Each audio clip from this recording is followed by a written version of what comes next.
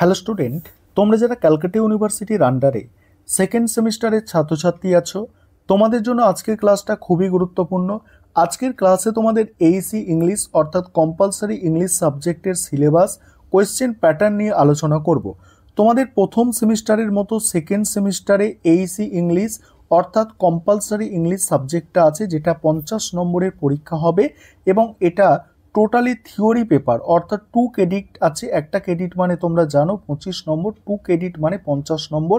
Tutorial কিছু থাকছে না কম্পালসারি ইংলিশ সাবজেক্টে। এখানে তোমাদের প্রথম সেমিস্টারের মতোই পোয়েট্রি আছে এবং প্রোজ আছে, 3টে পোয়েট্রি 3টে প্রোজ আছে। পোয়েট্রিগুলো কি কি? পোয়েট্রিগুলো আছে অর্থাৎ কবিতাগুলি আছে লুসি গ্রে, উইলিয়াম ওয়ার্ডসওয়ার্থের লেখা। তারপরে আছে দেখো হাউ ডু আই লাভ দি অর্থাৎ এলিজাবেথ ব্যারেট বাউনিং এর লেখা।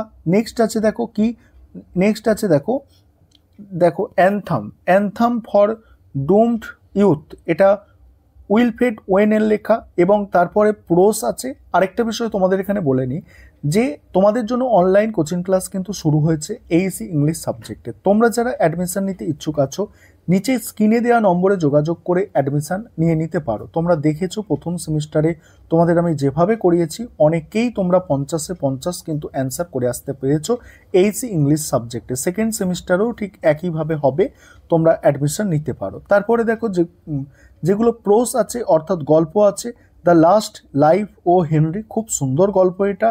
দ্য থিপ স্টোরি আছে রাস্কিন বন্ডের, খুব ভালো ভালো গল্প আছে। তারপরে রামমোহন রয়, যেটা রবীন্দ্রনাথ টেগরের লেখা।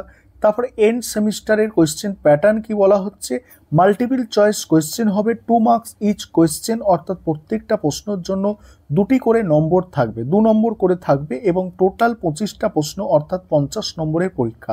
এই ছিল তোমাদের এইসি ইংলিশ অর্থাৎ কম্পালসারি ইংলিশের সিলেবাস এবং কোয়েশ্চেন প্যাটার্ন। পরবর্তীকালে আমি সাজেশন নিয়ে আলোচনা করব, তার জন্য চ্যানেল ফলো রাখো।